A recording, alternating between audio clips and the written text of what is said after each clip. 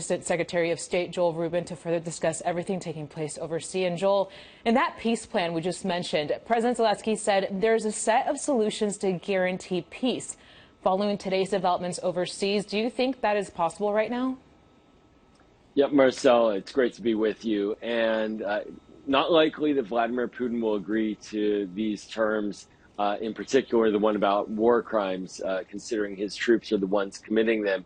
But it is a good start to see that there is this public discussion now about what an endgame could look like. But we have to remember that Ukraine, they're making advances on the battlefield right now. They took Kherson, the largest city that Russia had occupied. Russia had actually claimed that to be their own territory recently, that fake annexation. So Ukraine has an upper hand right now in terms of the battlefield dynamics. And so it's good to see these ideas being pushed and floated.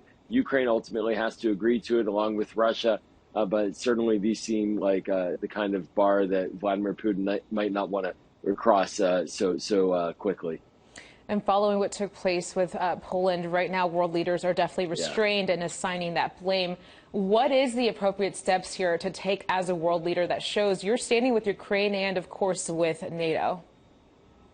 Yeah, Marcel, this is clearly a sensitive moment, and it's really crucial that the information and the facts, essentially, about what happened come out. And that means, where did the attack take place? We know that. What was the cause of the attack? Was it a direct, intentional shot? Was it a mistake? And for the allies and those who are supporting Ukraine, strong statements of condemnation, as we're seeing, are very valuable. Demonstrating support for Ukraine at this moment, and NATO having discussions about the possibility of responding. That doesn't mean a military response. That doesn't mean that there's been a tripwire that's been crossed or right now. But we have to ensure that the facts are clear and that the countries of NATO in particular are saying what they're saying, which is that this is not an acceptable dynamic, escalation, or even just unintentional. Too many missiles are being shot at Ukraine. And Poland now getting hit is just an unacceptable bridge that Russia crossed. Yeah, it's definitely a wait and see approach. We just mentioned so many numbers to our viewers right now, introducing before we came to you, but we are still seeing where that balance of power will stand in the houses could ultimately impact funding for Ukraine. Joel, how much more funding is it going to take to stop this war? Yeah, major discussion clearly right now in Congress. This is a window where Democrats have both chambers. The Republicans in the House are threatening to cut aid entirely. They've used that on the campaign trail.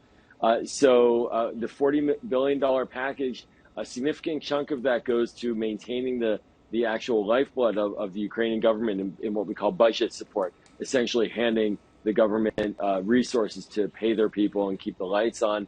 And then over $20 billion for ongoing defense support. So we're looking in total roughly close to $60 billion if this comes through in this calendar year. That's a lot of money. The American people are very generous, and clearly that's a big surge of money that the administration is looking for. I don't think they want to go further than that over the next year. They're looking to really have a large package now so that can be sustained over the next period of time. So I think this would be the last one that we'd see for a number of months. Okay. And also developing on Tuesday, Russia's foreign ministry said on Sunday that the G20 summit should focus on global economic challenges rather than security issues. Now, we can agree that those conversations have shifted as of today. What do you think will now be the focus of the G20 summit? Well, there's a lot of irony in that statement from Russia, considering that they have been the cause of a spike in global energy prices and food prices that are harming the developing world in particular.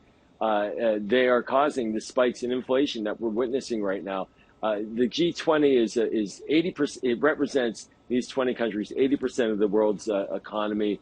It's the most significant economic forum outside of the G7, but in many ways, it's because it's larger and broader. It's more impactful.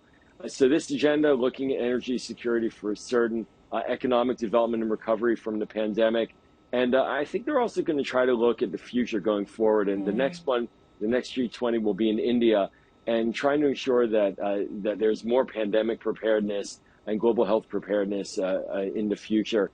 But for Russia, they're not attending this summit anyways because they would not be very welcome there. So it is really kind of it's kind of disappointing to see them talking about an issue that they're actually creating in global inflation and global price rises. Yeah, an ongoing discussion. Joel Rubin, thank you again for your time and perspective here on our show. We appreciate your time. Thanks, Marcel.